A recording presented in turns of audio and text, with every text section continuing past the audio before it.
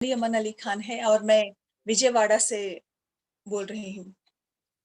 पहले मैं अपने माँ-बाप के पाद पद्मों को नमस्कार करते हुए और मेरे प्रिय गुरु जो हम सभी के गुरु हैं, ब्रह्मर्षि सुभाष पत्री जी महाराज को और मेरे जन्म जन्मांतर के गुरु महाअवतार बाबा जी को मेरा आत्मवत प्रणाम। सो आवाज आ रहा है ना? तो ठीक है। सो आज हम एक अद्भुत ही विषय पर चर्चा करने वाले हैं और मेरे बारे में थोड़ा इंट्रोडक्शन देकर और उसके बाद मैं जो मेरे गुरु महाअवतार बाबा जी हैं, उनके बारे में बहुत सारे ऐसे विषयों पर हम रोशनी लाएँगे, जिसके दौरान क्यों मानव में ही भगवान छुपा रहता है। क्योंकि भगवान कहीं और अन्य नहीं है।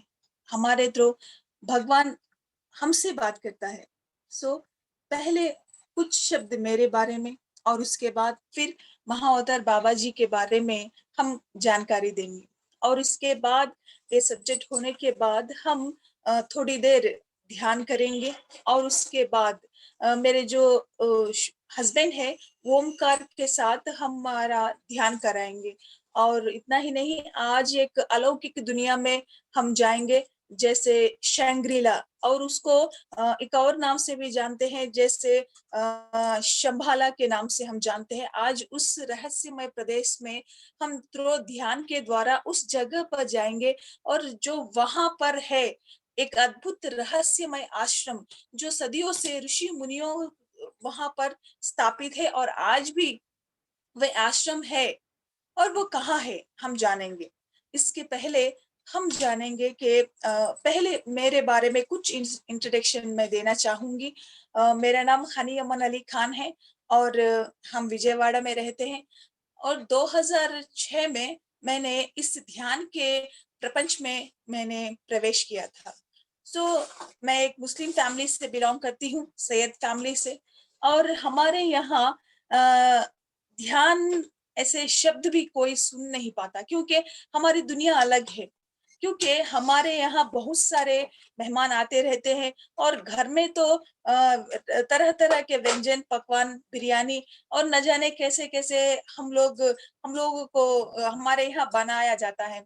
क्योंकि हमारे यहाँ नमाज़ पढ़े जाता है और इतना ही नहीं, हमारे यहाँ कुरान के बारे में दौरान चलता रहता है। घर पे कोई ना कोई आते रहते हैं दोस्त और फैमिली मेंबर्स, और हमारे यहाँ नमाज़ डेली तो होता ही रहता है और हमारे ग्रैंडफ़ादर्स वे सभी हज को जाके आए हुए लोग हैं। यानी मक्का मदीना जो है मुस्लिम होली प्लेस, उसको जाके आए हुए लोग हैं और मॉर्निंग और आफ्टरनून जितना भी समय लगे वे नमाज ही पढ़ते हैं और इतना हमारे यहाँ नमाज का या फिर कुरान का ज्यादा प्रचार होता है कि ज्यादातर हम भगवान को उस रोशनी में देखते हैं कि जिस दौरान ये दुनिया को उसने बनाया है और कहते हैं कि उसी रोशनी से कुरान आया है। और हमारी एक व्यवस्था ये है कि हम कहीं बाहर नहीं जा पाते और इतना ही नहीं, हम आजू-बाजू लोगों से भी बात करना हमको मुमकिन नहीं है क्योंकि हमारे यहाँ कहा जाता है कि हम लड़की हैं एक तो, और दूसरा हम मुसलमान हैं, तो मुसलमान किसी से बात करना ये जायज़ नहीं है। और जिस समय हम ध्यान में आए थे, तब हमारी दुनिया एक नई दुनिया थी क्योंकि 10 ही के पास थे हम और उसके बाद हमारे आगे एक ऐसा बहुत सुविशाल एक समाज मेरे सामने खड़ा हुआ था और एक ऐसी दुनिया जिसकी और तक भी मैं कहीं पहुँच भी नहीं पाती। हमारे यहाँ हमारे घर के आगे ही कुछ दूर में ही एक पिरामिड था और बहुत सारे लोग आते-जाते थे। इस दौरान हमको भी वहाँ जाना लगता था। लेकिन हमारे यहाँ इसकी मंजूरी नहीं मिली और शायद मेरे गत जन्म का संस्कार था जो हमारे पेरेंट्स मान गए और शायद गतजन्म का संस्कार था। इस दौरान हमको इस ध्यान के मार्ग पर आने के लिए उस भगवान ने हमें इस इस जन्म में इस योग मार्ग में हमको लेके आए थे। और उसके बाद 2006 में जब ध्यान में आए थे, तब उस समय हमको कुछ भी नहीं मालूम था। बस एक ही बार हम पिरामिड गए थे, उसके बाद माँ ने इनकार कर दिया, क्योंकि उनका मानना ये था कि अगर से तुमको ध्यान पता चला तो वहाँ पर जाके तुम क्यों ध्यान करोगी? तुम अपने घर पे रह के ध्यान कर लो। और उसके बाद पिताजी का मृत्यु मृत्यु हो गया था, और उसके बाद घर में बहुत सारी टेंशन चल रही थी, और न जाने कितने मैंने प्रॉब्लम्स फेस किए थे। छोटा-सा जॉब भी कर लिया था।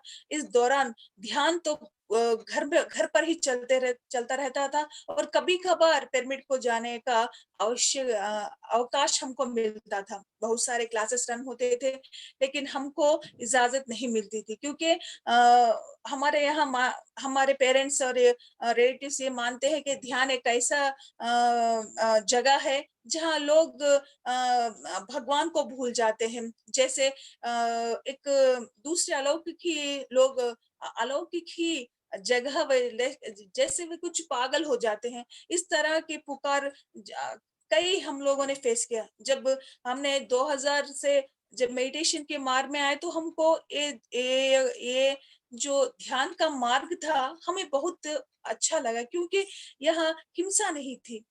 जो हमारे यहाँ होता है, जो जानवर हम खाते हैं, और मुझको बचपन से ही मुझको तकलीफ लगता था, क्योंकि क्यों ऐसी इस तरह के भोजन खाते हैं?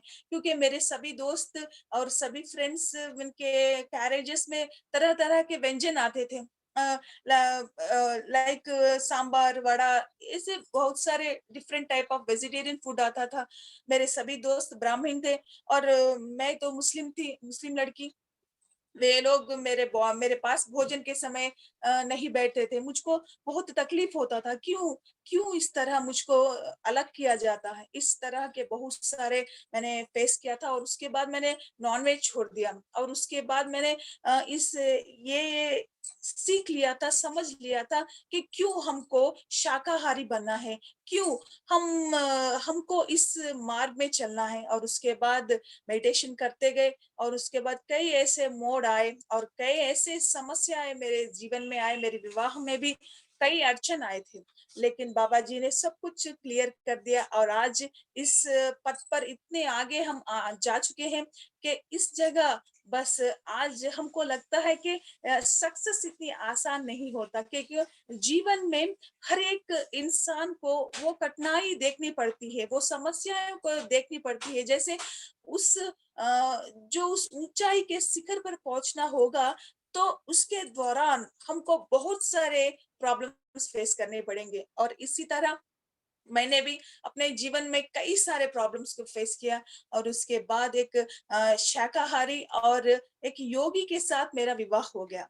तो इस तरह मेरे जीवन में ये ध्यान एक बहुत बड़ा एक ऊँचा स्थान लेके आया है।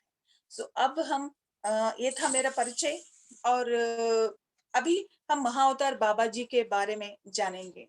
बाबा जी, कौन है ये बाबा जी? महाअवतार, जिनके नाम से ये सारी दुनिया को एक अद्भुत अलौकिक शक्ति जिन्होंने प्रदान किया था, एक ऊर्जा जिसके दौरान हम सभी उस चैतन्य के पद पर चले जा रहे हैं। जो भी कहते हैं कि ये बाबा कौन है? कहाँ रहता है? हिमालयों में कहीं पर बैठा हुआ है। न जाने कितने सवाल, कितने ही प्रश्न महाअवतार बाबा जी के बारे में उठे हैं। आज भी लगभग 2000 और ढाई वर्षों से महाअवतार बाबा जी अभी हिमालयों में जीवित है, और आज भी उनकी उपस्थित मैं महसूस कर रही हूँ, क्योंकि बाबा जी हमेशा ही मेरे साथ रहे हैं, और इस परंपरा में मैं भी एक पात्र जो मुझको दिया है, वे अद्भुत है। आज बाबा जी के बारे में कुछ हम जानेंगे। लाइक बाबा जी कौन है? उनका जन्म कहाँ हुआ है? उनका वृत्तांत कहाँ है? और वो किस जगह से वे आए हैं? ऐसे कई सारे प्रश्न कई लोगों को बहुत सारे समय बहुत एक ऐसा एक जो उत्सुकता होती है, उसके बारे में हम कई कई लोगों से हमने सुना है। आज उसके बारे में थोड़ा कुछ विवरण हम देना चाहेंगे। अभी जो महाअवतार बाबा जी हैं, इसके पूर्व यानी जो हम कहते हैं कि बुद्ध भगवान के समय पर बुद्ध भगवान ने कई प्रवचन किए थे, कई लोगों को इस ध्यान के मार्ग पे लेके आए हुए हैं। और इतना ही नहीं, उनके इतने प्रवचन हुए थे और अंतिम समय में जब वो निर्वाण पा रहे थे, तो उनके शिष्यों ने उनसे कहा कि स्वामी आप चले जा रहे हैं, तो हमारा क्या होगा आगे चल के? कौन हमको आगे चल के इतना समझाएगा कि ध्यान के मार्ग पे कौन हमको ले जाएगा, कौन हमें मुक्ति के पथ पे ले जाएगा। सो आप हमको एक मार्ग दिखाओ ताकि इस ध्यान के मार्ग में हम आगे जा सके। तब बुद्ध भगवान ने कहा है कि अभी मेरी ये जो जर्नी है वो खत्म नहीं हुआ है, मैं फिर आऊंगा, फिर एक नए रूप से, एक नए नाम से इस दुनिया में मैं आऊंगा। अभी जो वर्क है अभी वो पूरी तरह से कंप्लीट नहीं हुआ है। ये फिर मैं एक बार नागा के शब्द से मैं फिर उजागर होऊंगा।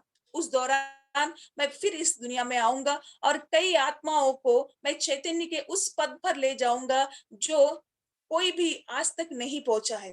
तो इस दौरान क्या होता है, बुद्ध भगवान ने अपना जो अंतिम समय में सांस लेकर वे इस लैंड को छोड़ के चले जाते हैं। और उसके बाद लगभग एक 500 वर्ष के बाद नागा शब्द से जुड़े हुए एक इंसान उजागर होते हैं और वो है आचार्य नागार्जुन।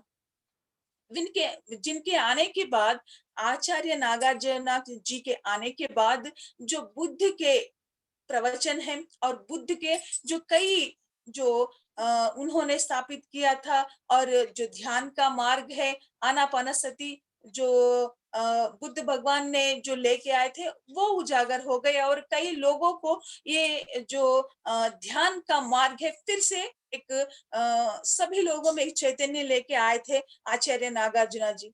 और उसके बाद फिर उनके जाने के बाद कई वर्ष कोई इस ध्यान के बारे में जानता ही नहीं था। जैसे इस दुनिया से ही ध्यान का नाम जैसे गायब ही हो गया था। फिर इतने में हुआ ये था कि एक बालक जो तमिलनाडु में परंगीपट्टे जो एक छोटा-सा एक विलेज है, जो कहते हैं कि छोटा-सा एक कुग्राम है। वहाँ पर एक अद्भुत जैसे कहते हैं कि वहाँ पर कुमार स्वामी जी का एक बहुत बड़ा आलय वहाँ पर है और उनके पिता वहाँ अर्चक थे, अर्चक स्वामी थे वहाँ पर। और उनके यहाँ पर एक बालक ने जन्म दिया और उस बालक का जन्म था पौर्णम के दिन, पूर्णिमा के दिन जन्म हुआ था और रोहिणी नक्षत्र में उनका जन्म हुआ था। उनका गोत्र भी था वड़ल गोत्र। सो ये इनका जो जन्म का समय और जो कृष्ण भगवान का जन्म का समय लगभग एक ही था। सो इन दोनों का समय एक ही था और गोत्र भी एक ही थे। सो इसी दौरान होता यह है कि इस बालक ने एक अद्भुत नाम को उन, उन बा, उनके माता पिता ने उनका एक नाम दिया था। उनका नाम था नागराज। और जो बुद्ध भगवान ने कहा था कि नागा नाम से फिर इस दुनिया में आऊंगा, तो एक बार फिर से बुद्ध भगवान का एक जन्म कहते हैं कि बाबा जी का एक दूसरा जन्म बुद्ध भगवान का एक दूसरा जन्म बाबा जी का कहते हैं। और इसके दौरान होता यह है कि बचपन से ही जो हमारे बालक नागराज थे बहुत एक्टिव थे और इतने सुंदर थे कि जैसे उनका एक शरीर और उनका रूप भी अद्भुत था। और इतना ही नहीं, उनकी एक छोटी बहन भी थी नागलक्ष्मी। ये दोनों थे वहां पर। और वहां पर जो उनके फैमिली में था, उनके अर्चक जो उसके पिता थे और उसी दौरान हर दिन उस आलय को जाते थे और आते थे। इस दौरान होता ये है कि एक दिन उनकी माँ ने एक कटहल लेके आ गई थी उनको, एक स्वामी जी को उनको देना था, घर पे बुला के उनको एक कटहल जो है उनको देना था। इतने में होता है क्या है, उनकी माँ बाहर जाती है और उसके बाद ये जो बालक 5 वर्ष के नागराज जी हैं, उन्होंने क्या किया, अच्छी तरीके से वे कटहल को काट कर उसमें जो सभी जो होते हैं बीज वो निकाल के उस पूरे फल को उन्होंने खा लिया। जब माँ ने आके देखा कि इस बालक ने उस कटहल को काट के खा लिया, छोटा-सा लड़का क्यों इतना शरारती हो गया? तो उनको गुस्सा आ गया और उन्होंने किया ये था कि उनके मुँह के अंदर कुछ कपड़ा ठूँस दिया और उनको मुँह पे ज़बरदस्ती से एक रस्सी जैसे बाँध दिया था। जैसे उनके मुँह में अभी जो कॉटन के क्लॉथ थे उनके मुँह के अंदर घुसेड़ दिया और उसके बाद ज़ोर से उनको बाँध दिया, उनके मुँह को और उसके बाद वे बाहर चली गई गुस्से से। और इसी समय होता क्या है, उनके श्वास के जो केचक और कुंभ का एक प्रोसेस होता है, वे उनमें जागृत हुआ था और उसके बाद उनमें एक डिफरेंट ही फीलिंग आ गया और उसके बाद थोड़ी देर के बाद उनकी माँ आकर जो उन्होंने किया उसके लिए वो पश्चाताप पड़ी और उसके बाद उन्होंने उस लड़के के मुँह से जो वो कपड़ा था, जो गाँठ थी, उन्होंने काट दिया और उसके बाद वो कुछ भी नहीं बोली और प्रेम से उन्हें गले लगा लिया। इस समय जो उन्होंने वो स्थिति समझ में आई थी कि श्वास को बाँधना और छोड़ना एक प्रोसीजर उनको पता चल गया था और उसके बाद धीरे-धीरे ऐसे होते ही एक समय आया था, एक पौर्णमी के दिन जो कुमार स्वामी थे, उनका एक बहुत बड़ा उत्सव आज भी तमिलनाडु में वहाँ पर चलता रहता है। तो हुआ ये था कि जब इस दौरान जो वहाँ पर बहुत बड़ा उत्सव चल रहा था, तो उनके माता-पिता और और उनकी बहनें सभी मिलकर वो उत्सव में आ गए थे।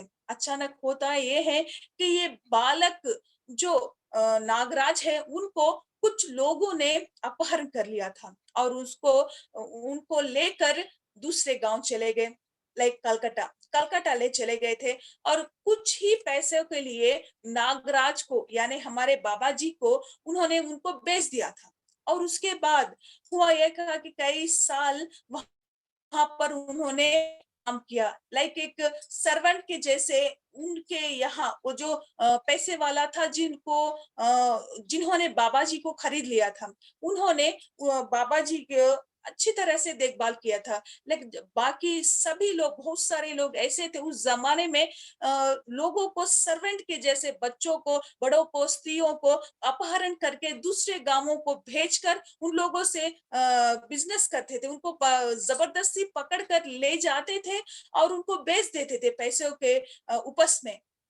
और इसी तरह नागराज को भी ले जाकर एक जो कलकत्ता के जो ऊँचे पद पर बिज़नेसमैन जो रहते हैं, उनको बेच दिया और लेकिन यहाँ उनका किस्मत चमकने वाली थी क्योंकि वे जो बिज़नेसमैन हैं, वे बहुत अच्छे थे। सादा-सीधा एक ब्राह्मण पुरुष थे और बाकी उनके बच्चों के जैसे नागराज को भी देखने लगे क्योंकि उस समय नागराज बहुत छोटे थे।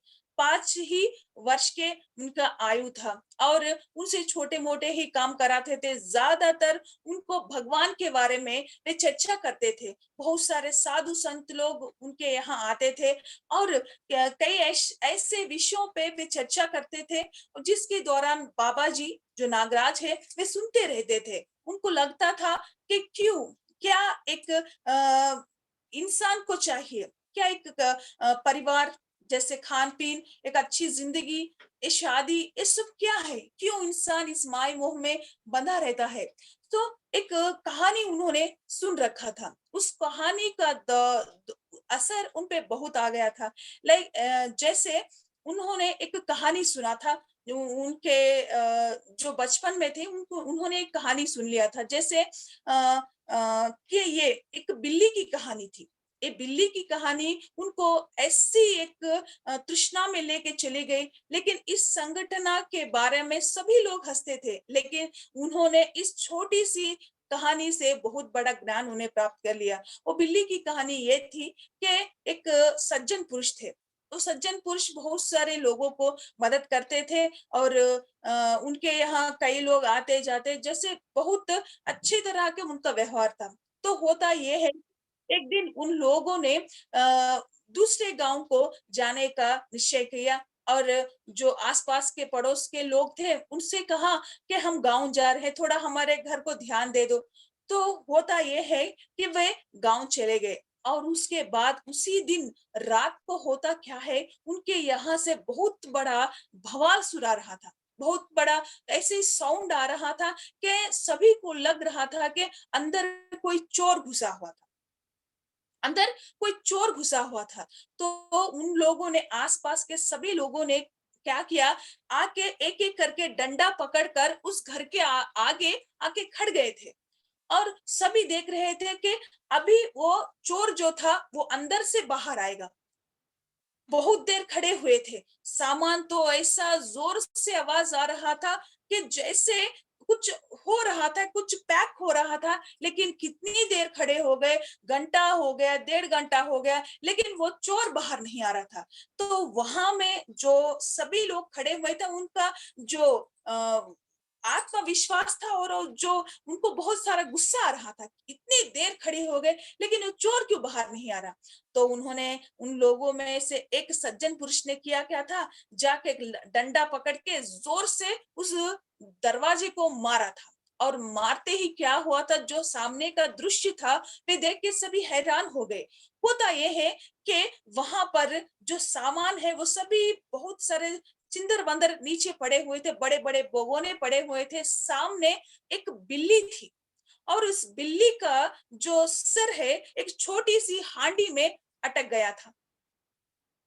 वो बिल्ली बहुत बड़ी थी, लेकिन उसका सर जो था वो उसके जो छोटा सा हांडी है उसके अंदर उसका सिर आ गया था। एक्चुअली हुआ ये था कि जो उस घर के जो मालिक है उन्होंने किया क्या था, गुड़ से एक शरबत जैसा एक बनाया था, एक मीठी जो मिठाई होती है उस मिठाई, मलाई वाली मिठाई बनाकर वे अपने साथ ले गए। लेकिन जो हांडी में था थोड़ा कुछ बचा हुआ था, उससे उसको लेने के लिए ये बिल्ली आ गई थी और उसका जो सर था उसमें अटक गया था।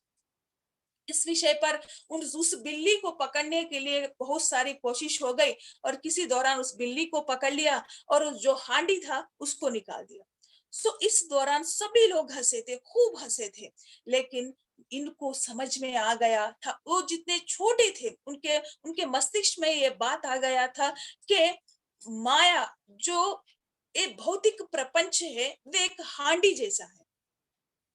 सभी लोग जाके कुछ पाने के लिए, कुछ न जाने कुछ प्राप्त करने के लिए, ये जो माया जो होती है, भौतिक जीवन का एक माया होती है, वो एक हांडी होती है, छोटी सी एक हांडी होती है। ये सभी लोग जाकर उसके अंदर अपना सर रख देते हैं और उस दौरान होता यह है कि फँस जाते हैं इस भौतिक प्रपंच में फँस जाकर अपने को एक ऐसे इसमें बाँध देते हैं जैसे संसार, विवाह, बच्चे, दौलत, इज़्ज़त, नाम, शोहरत, इन सभी चीज़ों के लिए वे तड़पते रहते हैं और आखिर में होता क्या है, और इस तरह ही वे अपने जीवन को अतीत करके छोड़ देते हैं।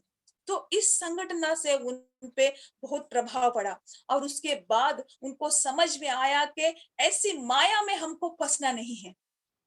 और उसके बाद जब ऐसे कई साल गुज़र गए, जब नागराज जी को 11 वर्ष आ गए थे, जब उनके जो ओनर थे, जो वो बिज़नेसमैन थे, उन्होंने कहा अब तुम जा सकते हो, मैंने तुमको आज़ाद कर दिया।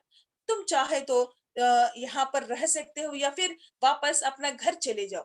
कहकर उन्होंने क्या किया, कुछ पैसे, खाने को कुछ चीज़ें और बहुत सारी चीज़ें देकर नागराज को भेज दिया था। तब उस समय उनको ये सोच नहीं आया कि वापस से अपना घर जाएँ, क्योंकि घर जाने से उनको क्या मिल जाएगा? वे सोचते थे, वे सोच के समझते थे इतने वर्ष मैं मेरे माँ-बाप से अलग रहा, कोई भी मैं मुझको आके नहीं मिला। शायद कहीं पर उन लोगों ने समझ लिया कि मैं कहीं पर गुम हो गया हूँ, मुझको ढूँढने का शायद प्रयास करके भी वो सफल नहीं हो पाए।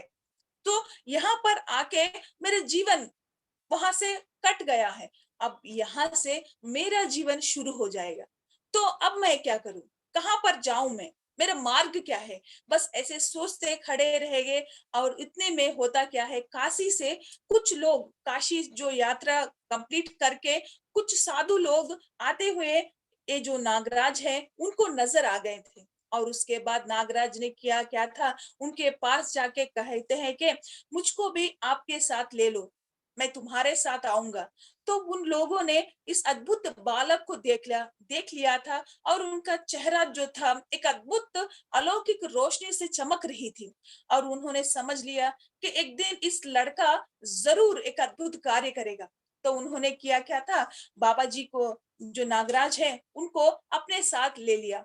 और उसके बाद कई जगह पे जाते रहे, कई लोगों से वो मिलते रहे, और कई विषयों पर वे समझते रहते। और होता यह है कि ते कुर्तालम जो कहते हैं कि उन्होंने कतिरगाम आ गए, जो श्रीलंका में एक जगह है कतिरगाम। वहां पर भी कुमार स्वामी जी का बहुत बड़ा देवालय था।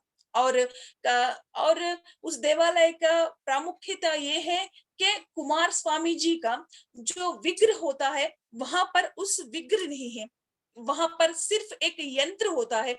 जैसे उस यंत्र पर ये जो कहते हैं ना, उस यंत्र पर अद्भुत सा एक कमल का चिन्ह था उस पर। और सिर्फ लाइक वहां पर एक और चीज थी, जैसे आईना। उस आईना को रख कर वो कहते थे कि वहां के लोग के भगवान तुम में ही है। जब हम लोग किसी टेम्पल में चले जाते हैं तो उस जगह हम क्या देखते हैं, लाइक शिव जी का लिंग हो गए, लाइक पार्वती जी का विग्रह हो गया, या फिर किसी और का विग्रह ऐसे होते हैं। लेकिन वहां जो श्रीलंका जो कतिरगाम में था, वहां पर उस देवालय में कुमार स्वामी जी को ज्यादा मानते थे। और वहां पर एक यंत्र था और एक आईना था, जिसके दौरान कहते हैं कि भगवान तुम में ही है, तुम उसको पहचानो। बस वहाँ होता क्या है, कई वहां पर रहकर आने जाने वालों साधु संतों से वे मिलते रहते थे। और एक दिन हुआ है कि उन्होंने भोगरनाथ जी से मुलाकात कर लिया। और भोगरनाथ जी करते क्या है, इनको ध्यान के बारे में उन्होंने एक्सप्लेन किया था। और उसके बाद भोगरनाथ जी ने उनको इस ध्यान के जो कई विषय पर उन्होंने उस लड़के को सिखाया था कि ध्यान कैसे करते हैं। इतना ही नहीं, कई ऐसे जो सब्जेक्ट होते हैं, लाइक इतिहास के बारे में, भगवत गीता, उपनिषद, ऐसे कई चीजों के बारे में ये जो भोगरनाथ जी हैं, उन्होंने उनको एक्सप्लेन किया था। और छोटे से थे वो, लगभग एक 12-13 वर्ष के वो हो गए थे। उसके बाद भोगरनाथ जी ने कहा जाओ, ये तो बहुत छोटे थे। और उन्होंने 13 वर्ष के उस लड़के से कहा तुम कुर्तालम जाओ, और वहां पर जाके तुम अगस्त्य मुनि के लिए तपस करो। और अगर से वे प्रसन्न हो गए तो तुमको ऐसे अद्भुत चीजों के बारे में वो ज्ञान देंगे, जिसके दौरान तुमको इस ध्यान में जो उच्च कोटि स्थिति है वो तुमको पता चलेगा। और उसके बाद उन्होंने 13 वर्ष के उम्र में उन्होंने किया क्या था, ऐसे ही लगभग चलते रहे और धीरे धीरे वे कुर्तालम आ गए। और कुर्तालम आने के बाद जो अगर उन्होंने कठोर तपस्या किया था, कठोर तपस्या करके 41 डेज बिना आहार लिए, बिना पानी पिए, बस बैठकर एक पेड़ के नीचे बैठ गए थे। और बस एक ही लग्न उन्होंने लगा लिया था कि मैं, ये जो अगस्त्य मुनि है, उनसे मेरी मुलाकात हो जाए। और मैं उस स्वामी जी से मैं अपने जो भविष्य है उसके बारे में मैं जानना चाहता हूँ। जो मेरे गुरु भोगरनाथ जी ने मुझको कहा कि तुम अगस्त्य मुनि से मिलो। बस वो बैठे हुए थे, 40 दिन हो गया था, उनका शरीर जैसे सिकुड़ गया था, बिना पानी पिए, बिना कुछ खाए, तो ऐसे ही अलौकिक स्थिति में आ गए थे। 40 पर एक दिन, जो 41 डेज कंप्लीट होने ही वाले थे, और वो उनकी आंख फिरकर वो होता यह है कि वे उस जिस जगह वे बैठे हुए थे वहां पर वे गिर गए थे। और इतने में अगस्त्य मुनि वहां पर आ गए।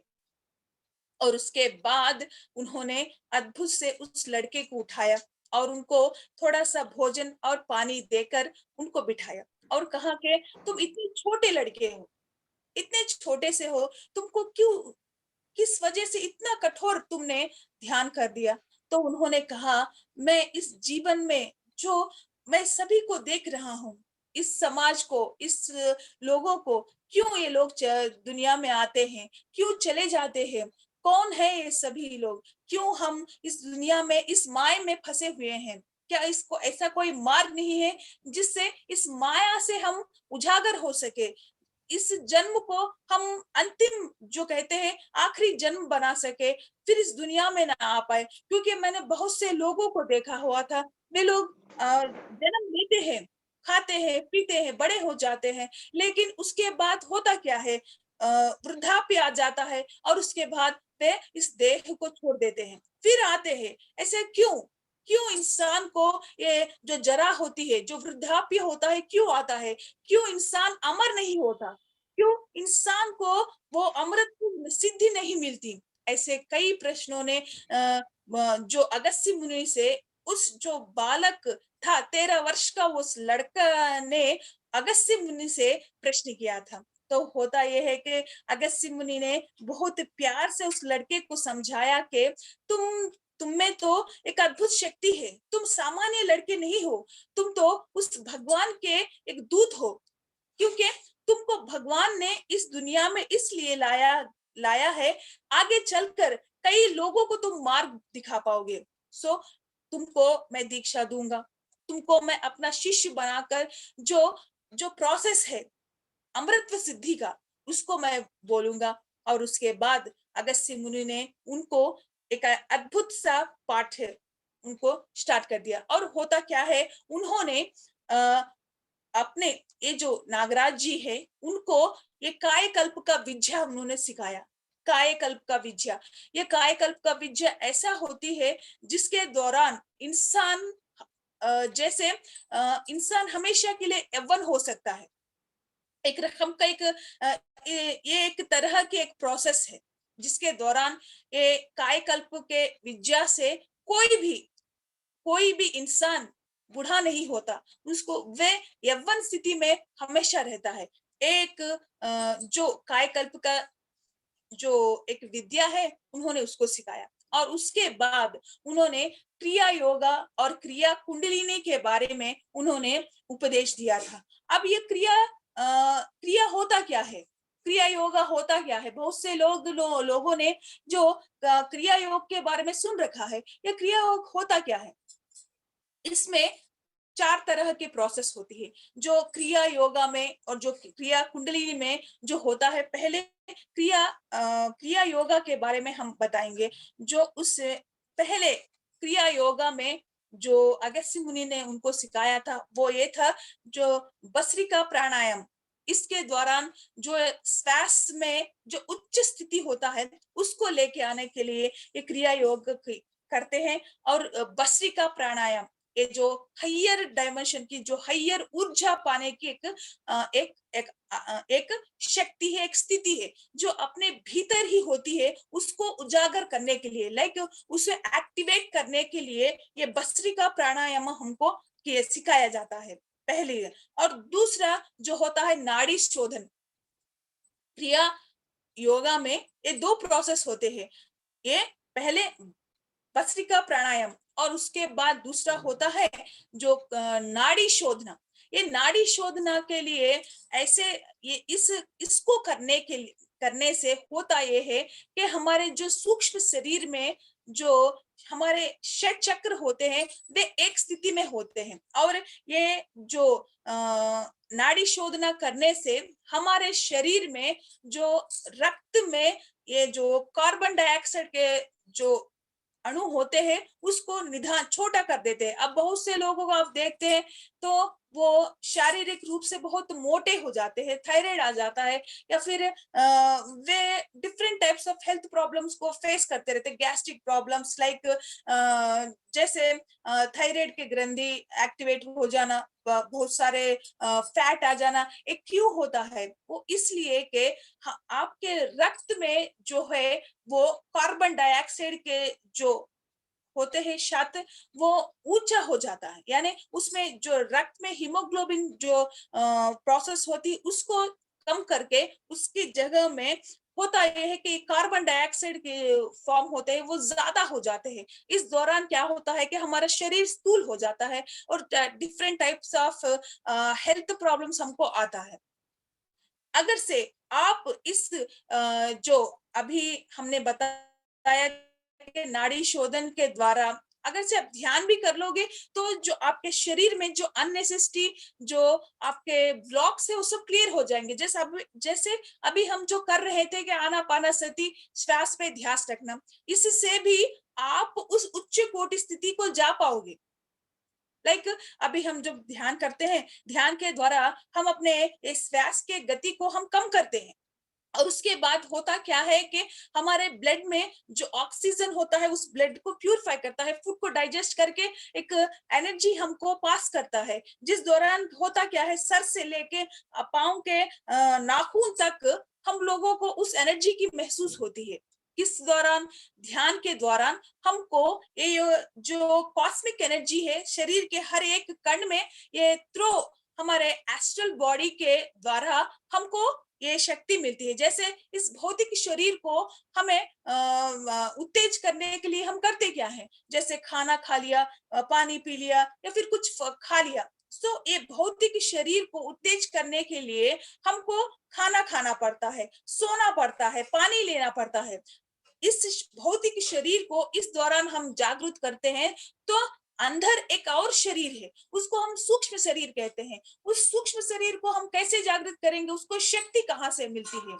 उसको शक्ति हमें वो एक विश्व से हमको कॉस्मिक एनर्जी से हमको मिलती है। हमारे शरीर में पूरे 24 तत्व होते हैं, 24 तत्व होते हैं। ये 24 तत्व में 19 तत्व जो होते हैं इस सूक्ष्म शरीर में ही होते हैं। जैसे 72,000 जो नाड़ी होते हैं वे नाड़ियां सभी भी थ्रो इस सूक्ष्म शरीर के द्वारा ही हमको होते हैं। अभी जो ये पंच महाभूत के जो एहसास होते हैं वे भी इस सूक्ष्म शरीर में है। जो अभी षट चक्र है वे भी इस सूक्ष्म शरीर में है। ऐसे इतना ही नहीं, और जो शक्ति हमको मिलती है, ये जो मूलाधार ये जो स्वादिष्टान, ये सभी चक्र होते हैं। वे होते क्या है, जो एक कॉस्मिक एनर्जी से इसको फील करते हैं हम।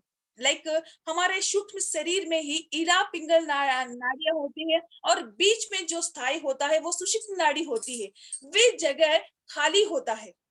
ये सुषुप्त नाड़ी और ये इला नाड़ी और पिंगल नाड़ी, ये दो होते हैं। ये एक श्वास के द्वारा हमारे शरीर से अभी जो आपके राइट हैंड में जो प्रोसेस होता है इस तरफ आपका सूर्य नाड़ी चलती है। लाइक इला इस तरफ जो चंद्र नाड़ी होती है पिंगला नाड़ी होती है, जिसके दौरान हमारे अंदर एक ऊर्जा जो क्रिएट होता है वो कूल होती है। इस तरह हमारे यहाँ जो बीच की रीढ़ में होती है जो जो सूक्ष्म शरीर के दौरान हमारे अंदर चक्र होते हैं। और इतना ही नहीं, हमारे यहाँ एक होता है कृष्ण नाड़ी होती है, और यहाँ पर जो हमारे सूक्ष्म जो डंडी होती है उस डंडी में एक नाड़ी होती है, उसको हम वज्र नाड़ी कहते हैं। अब हम ध्यान में बैठकर हमारे शरीर को इस तरह हम बैठकर, जैसे हमारी जो डंडी होती है उसको खड़ा कर दिया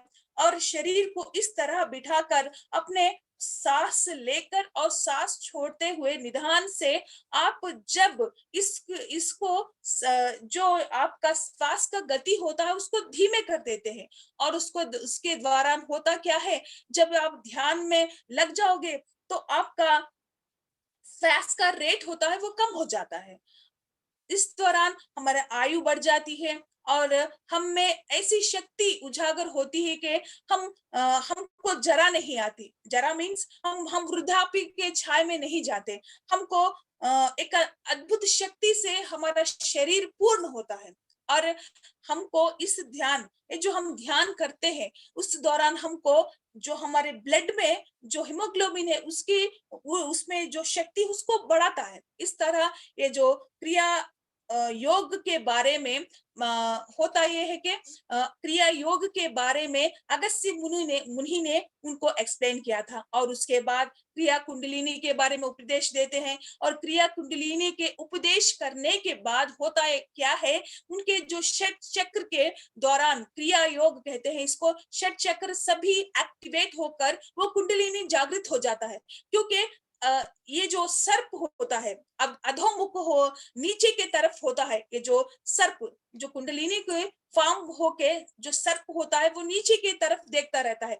लेकिन जब आपके षट चक्र सभी जो एक्टिवेट होते हैं, उस दौरान होता यह है कि वो जो सर्प है वे आके हमारे सर के आगे खड़ा हो जाता है, यानी वो जो कुंडलिनी सर्प है वो एक्टिवेट हो जाता है। और उसके बाद हमारे यहाँ सर पे जो 1000 रेखाओं के जो पद्म है वो एक्टिवेट हो जाता है। और उसके दौरान होता क्या है, हमारे शरीर में एक अद्भुत ऊर्जा ऊर्जा आ जाती है, ऊंची तरह की ऊर्जा, जिस दौरान हम यौवन प्राप्त करते हैं। और इस दौरान हमें आयु बढ़ती है। और इस इसकी प्रोसेस में क्रिया कुंडलिनी जो क्रिया योग में जो हमने बताया था, ये 2 प्रोसेस इतना ही नहीं, एक 2 प्रोसेस और भी है। वो प्रोसेस ये है कि एक तो केचरी मुद्रा होता है और दूसरा सांभवी मुद्रा।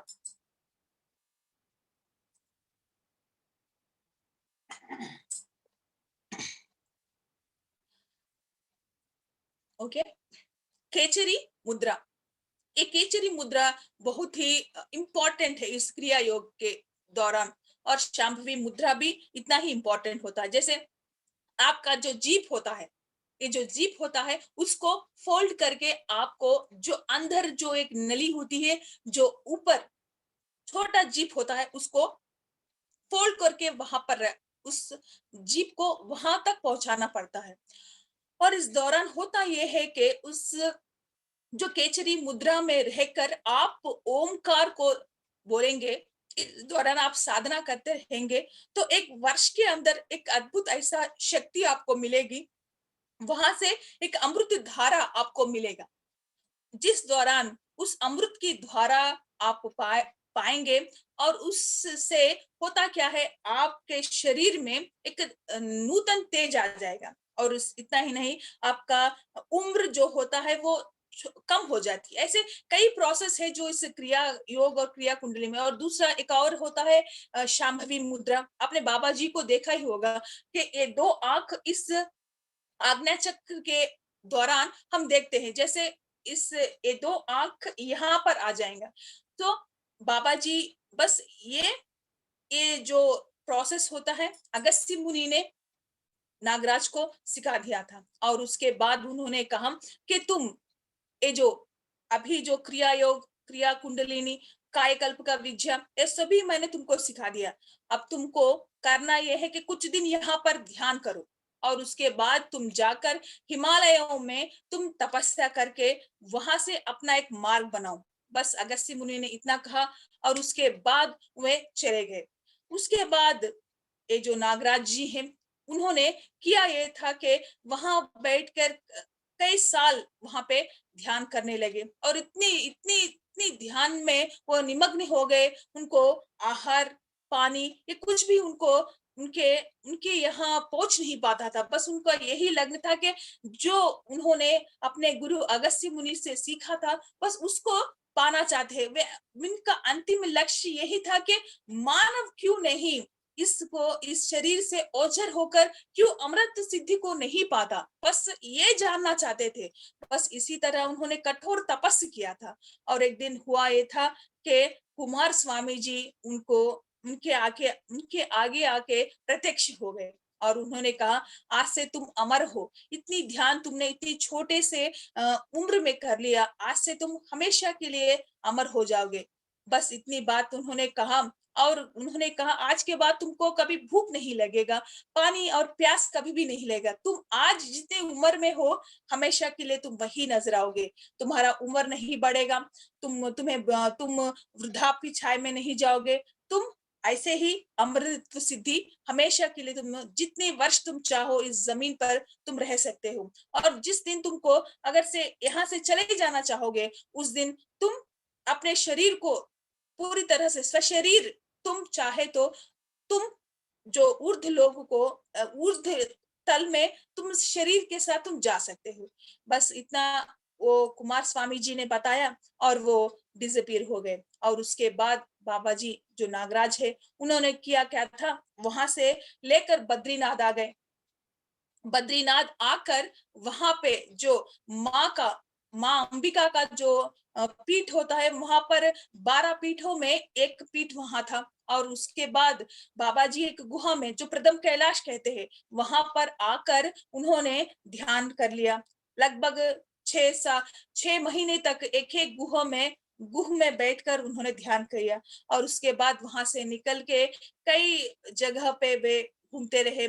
और उसके बाद उन्होंने क्या, ये द्रोणगिरी आ गए, लाइक ऐसे कई पहाड़ों में गुजर कर, और उसके बाद उन्होंने एक 9 गुहाओं में उन्होंने तपस किया था। और उसके बाद वे हिमालय में एक जगह रानीखेत, जो आज भी हिमालय में रानीखेत जो है, वहां पर जाके वो स्थित हो गए। आज भी ये जो बाबा जी का गुह है, वहां पर कई लोग जाते रहते हैं। और इस वर्ष अभी हरिद्वार में कुंभ मेला स्टार्ट हो जाएगा इस महीने के 27 से। इस महीने के 27 से अप्रैल एंडिंग 30 तक कुंभ मेला चलेगा। और हिमालयास में जो बाबा जी के गुहा है, वहां पर कई लोग आज भी जाकर महाअवतार बाबा जी का जो गुहा है, वहां बैठकर ध्यान करते हैं। बाबा जी जो ये जो क्रिया योग और क्रिया कुंडलिनी के बारे में उन्होंने जाके वहां पर रह गए हिमालय में। उसके बाद कई वर्षों तक वह हिमालय में रहे।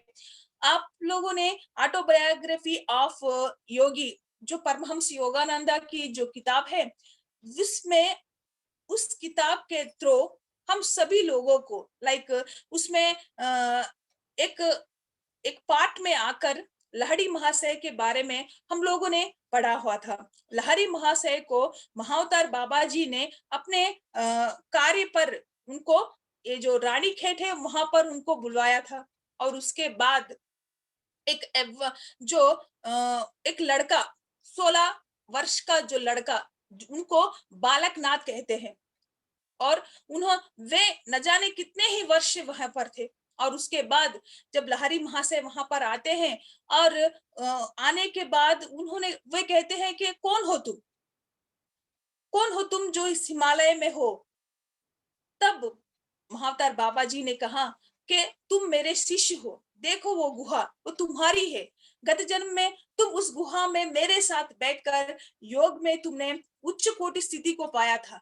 तब लहरी महाशय को विश्वास नहीं हुआ, क्योंकि वो जो लड़का था बहुत छोटा था, 16 वर्ष का आयु था। हम लोगों को जो बाबा जी का इमेज हमको दिखाया जाता है, वो इमेज में एक बड़ा जैसे यवन पुरुष, जैसे लाइक 25 वर्ष का लड़का जो बड़ा खुले बाल से रहकर एक अद्भुत स्थिति में जो बाबा जी को दिखाया जाता है, वे ऐसे नहीं है। बाबा जी एक अद्भुत एक बालक के जैसे होते हैं, जिनके मूछ नहीं होते, बहुत सारे बाल, जो लंबे घने बाल उनके हैं। और बहुत सा अद्भुत शक्ति जो उनके रूप द्रो हमको उजागर होता है। तो लाहिरी महाशय ने कहा कि आप क्या मेरे गत जन्म में भी आप थे? तब उन्होंने, बाबा जी ने कहा, हाँ, तुम पहले जाकर उस गुहा में बैठो और उसके बाद तुमको पता चलेगा। और उसके बाद होता यह है कि लाहिरी महाशय जो है, वे उस गुहा में जाके बैठ जाते हैं और उनको पता चलता है कि वे कौन थे, उनका गत जन्म में वे कौन थे, इस जन्म में वे क्यों आए हैं। तो उनको आत्म साक्षात्कार उसी समय हो जाता है लाहिरी महाशय जी को। और उसके बाद वे कहते हैं कि ही वे ही पहले जो नागराज को उन्होंने बाबा जी कहकर एक उच्चारण दिया था, एक नाम दिया था। और उसके बाद सभी लोगों ने उनके बाबा जी के नाम से ही हम सभी लोग जानते हैं। और उसके बाद लाहिरी महाशय ने कहा था कि अब मैं यहीं पर रह जाऊंगा, मैं यहीं पर रहकर आपकी सेवा करूंगा और आप ही के साथ रहकर मैं ध्यान करूंगा। तब बाबा जी ने कहा नहीं, तुमको वापस इस दुनिया में जाना है और ये जो संसार में ही निर्वाण स्थिति है वो तुमको पता, सभी लोगों को बोलना है। क्योंकि बहुत से लोग ऐसे हैं कि जो इस संसार के झंझाट में पड़ जाकर हिमालय को चले जाते हैं, हिमालय को जाकर साधु बनना चाहते हैं, संत बनना चाहते हैं, न जाने कैसे कैसे लोग भटक रहे हैं इस दुनिया में।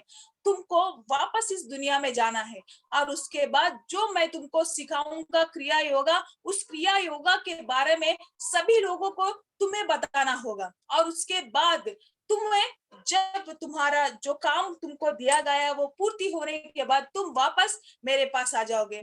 और इतना कहकर उन्होंने उसको लहरी महाशय जी को भेज दिया और उसके बाद उन्होंने अपना एक शिष्य बनाया था। और युक्तेश्वर जी के एक शिष्य थे परमहंस योगानंद। और ऐसे इस दौरान इस जो परंपरा है उस परंपरा को आगे लेकर अभी जो ये जो परमहंस योगानंद जी थे, इनके आने के बाद समाज को ये बाबा जी के बारे में हमको पता चला, क्रिया योग के बारे में हमको पता चला। भारत देश में जो योगी होते हैं, जो साधु होते हैं, जो संत होते हैं, उनके बारे में हमको पता चला। वरना ये जो क्रिया योग जो है ये न जाने कितने ही वर्ष के पूर्व था। जैसे सूर्य भगवान ने मनु को दिया और उन्होंने किया यह था कि ईश्वाक को दिया और उसके बाद वो परंपरा साधुओं से चलता रहता था। इतना ही नहीं, इस क्रिया योग के बारे में भगवत गीता में जो कृष्ण भगवान है उन्होंने ये जो अर्जुन को क्रिया योग के बारे में बताया था। अर्जुन जब जो उस संग्राम में आकर वे कहते हैं कि मैं इन लोगों से युद्ध नहीं करूंगा, क्योंकि ये सभी लोग मेरे बंधुजन है, सखा है, मेरे मात्र है, पितृ है और न जाने कई बंधुजन है, मैं इन लोगों से युद्ध नहीं करूंगा। और दूसरी पहली बात ये कहते हैं, दूसरी बात कहते हैं अगर से मैं युद्ध में जीत भी जाऊंगा, मुझको ये जो महल, ये सभी दौलत, ये सभी आ जाएंगे तो मुझको फायदा क्या है, कौन होगा जो मुझको देखेगा। अगर से मैं इस राज्य को परिपालन भी कर लूंगा तो कौन होगा जो ये सभी देखेंगे, ये सभी मर जाएंगे, कौन होगा। तो वो उनका दूसरा प्रश्न था। और तीसरा ये था, ये सभी पाप है, ये मैं पाप करना नहीं चाहूंगा, क्योंकि मारना तो एक बहुत बड़ा पाप है, मैं इन लोगों को नहीं मारूंगा, इनमें मेरे दादा है, मेरे गुरु है, मैं इनको नहीं मारूंगा, ये पाप है। और चौथा कहते ये है कि उनका कर्म वे अनुभविंचेंगे, यानी जो कर्म वे करते हैं उसकी वो फल भी वही पाएंगे। तो मुझको इसके संबंध नहीं है, ये जो भी करे मैं उनको माफ कर दूंगा, मुझको इसका कोई निस्बत नहीं, मैं इनसे युद्ध नहीं करूंगा कहकर वे अर्जुन रुक जाते हैं। तब कृष्ण भगवान ने उनको ऐसे कई विषयों के बारे में उनसे चर्चा किया था, लेकिन अर्जुन नहीं माने।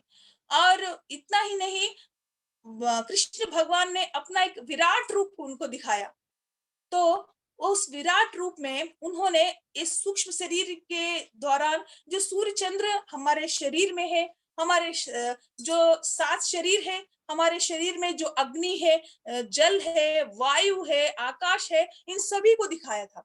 और इतना ही नहीं, हमारे शरीर के अंदर जो ग्रह होते हैं, जो ग्रह राशियां होती हैं, उन सभी के बारे में उन्होंने श्री कृष्ण ने अर्जुन को बताया था। इतना कहते पर भी, इतना दिखाते पर भी अर्जुन ने उनसे कहा कि मुझको कुछ भी नहीं समझ में आया।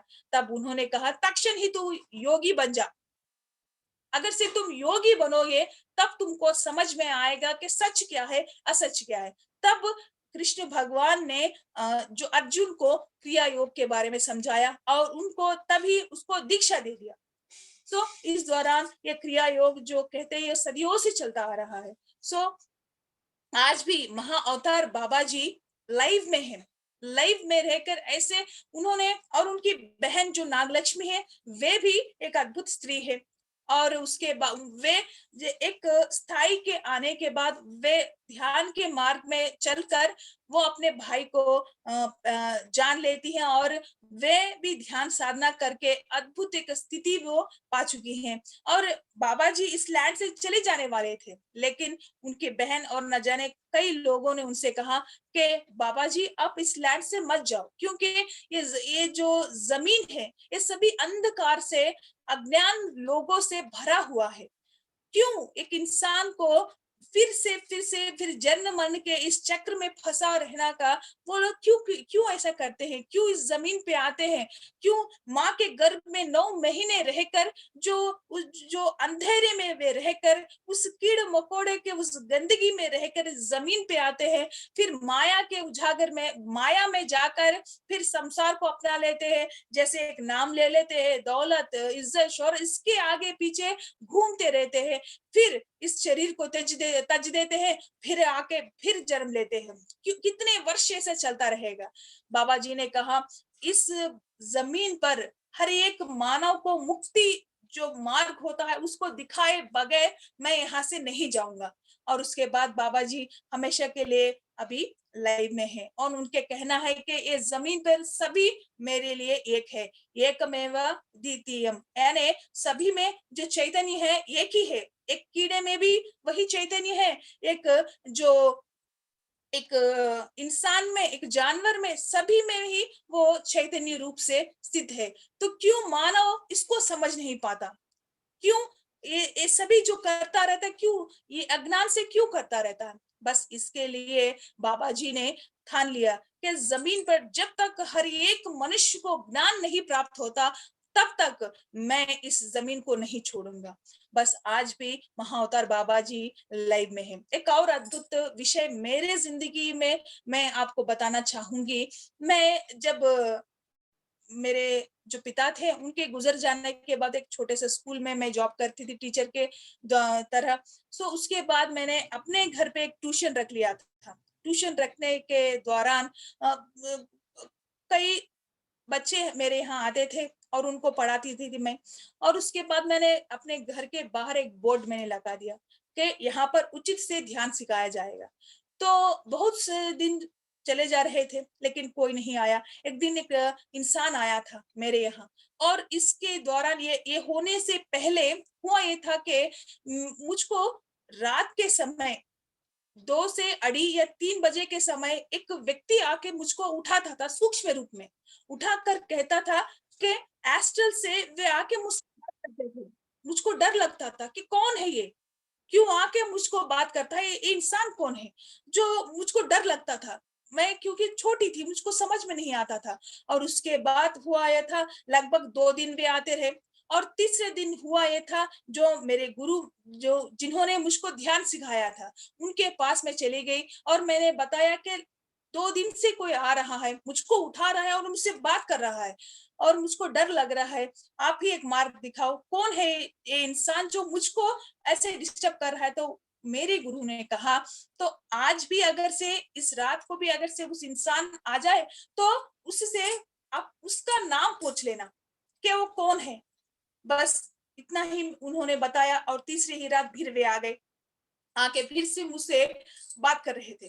तब मैंने धैर्य से मैंने उनसे पूछा कि आप कौन हैं? आपका नाम क्या है? वो मुस्कुराए धीरे से, और उनका नाम योगानंदा बताया था, और उसके बाद वे गायब हो गए। उसके होने के 1 हफ्ते में ही एक लड़का आया था हमारे घर पे, जो बोर्ड देख के आया था। उसने मुझसे पूछा कि आप ध्यान करती हो? मैंने कहा हाँ।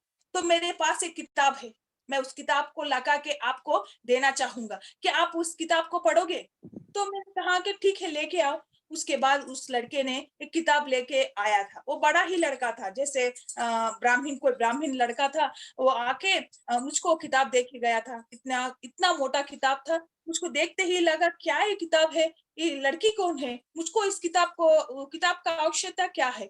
और उसके बाद किताब लेके मैं उसमें टेबल पे रख के छोड़ दिया। और मुझको ज़्यादा समय ध्यान में अच्छा लगता था।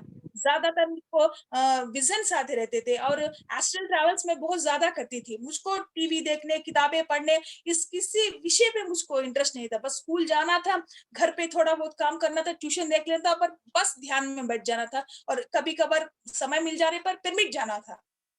बस यही मेरे चलता रहता था। और उसके बाद एक हॉलिडे, जैसे पोंगल आ गया, और उसके बाद मुझको समय मिल गया, और उसके बाद मैंने उस किताब को पढ़ लिया था। पिता किताब के बीच की जगह जो आने पर ये नाम मुझको कहीं पर तारस हो गया था। ये योगानंदा, ये कहाँ कहाँ मैंने इस नाम को सुना था।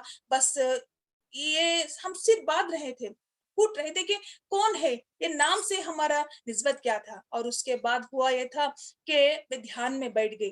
ध्यान में बैठ के लगभग डेढ़ 2 घंटे बैठी रही। उसके बाद हुआ ये था, मेरे आगे एक इंसान आके खड़ा आया। वो था परमहंसा, वो थे परमहंस योगानंद जी। आके कहा कि पुत्री मैं ही हूँ जो तुमको नज़र आया था। क्योंकि तुम इस परंपरा में हो। आने वाले दिनों में तुम कई ऐसे अद्भुत कार्य करने वाली हो, जिसके दौरान इस समाज को यहाँ पर नहीं, विदेशों में भी तुम्हारा एक प्रवचन जाएगा। बस उन्होंने उस समय, जब मैं बहुत छोटी थी, वे क्या कह रहे थे मुझको समझ नहीं आया था। उसके बाद वे चले गए थे। कई साल लग गए, घर में शादी की चर्चाएँ हो रही थी। इस ध्यान में मुझको इतना आनंद आ गया कि मैं किसी और से शादी करना नहीं चाहती। क्योंकि मेरे पिताजी के गुज़र जाने के पहले मेरी बड़ी बहन की ही विवाह हुआ था। हम लोग पूरे 3 बहनें हैं, मुझसे छोटी भी एक बहन थी और उससे छोटा एक भाई भी था। और पिताजी के चले जाने के बाद घर की ये जो है मुझको देखना था। और इस दौरान मेरी शादी होगी तो ही मेरी बहन की होगी। तो 10वीं पास होकर लगभग 4-5 साल हो गए थे। मैं विवाह करना नहीं चाहती थी। मैं एक संकल्प कर लिया कि मेरे जीवन में एक शाकाहारी पुरुष ही आएगा, एक योगी ही आएगा। अगर से मैं एक मामूली साधारण लड़के से अगर से शादी कर लूँगी, तो मेरा जो यात्रा है, जो इस ध्यान का मार्ग है, वो यहीं पर रुक जाएगा। क्योंकि मुझे मालूम है कि मुस्लिम फैमिली में इतना आसान नहीं होता कि ध्यान के पद पर चले जाओ और जो प्रचार कर पाए, ये सब पॉसिबल नहीं है।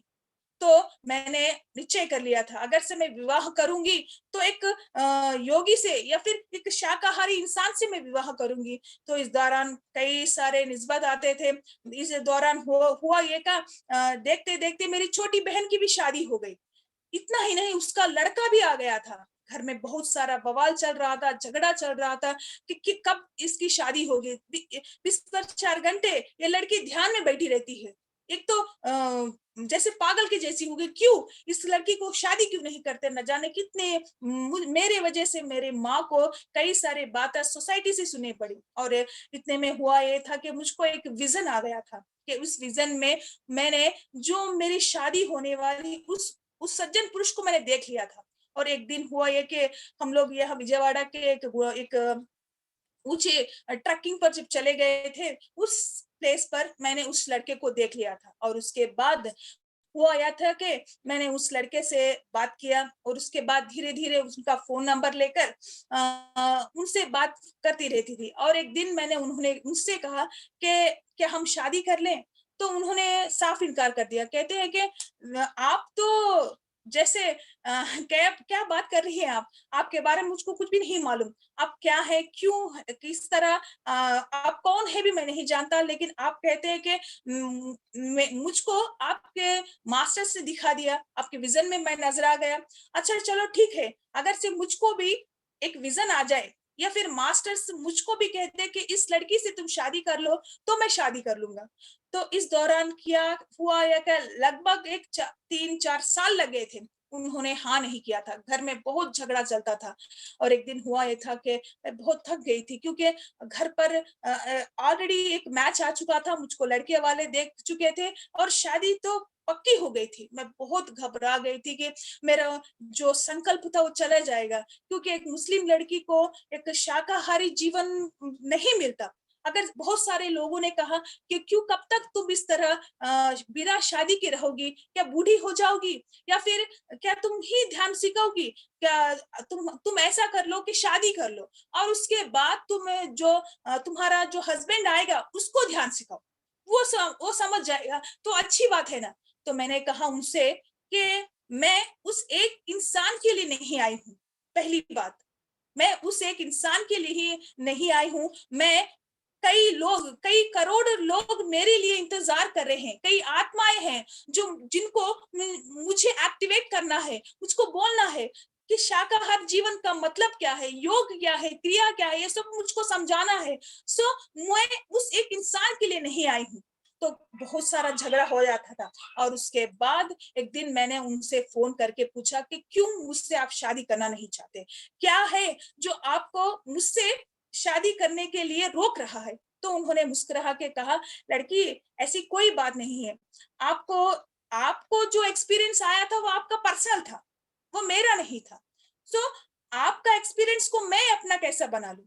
तो मैंने कहा कि अच्छा, तो आप कहते हैं कि आप शादी के जो मेरे मास्टर्स ने मुझको आपको दिखाया, तो मैंने उनसे पूछ लिया था कि आप कौन किस इंसान के या फिर किस मास्टर के बोलने पर आप मुझसे विवाह करोगे?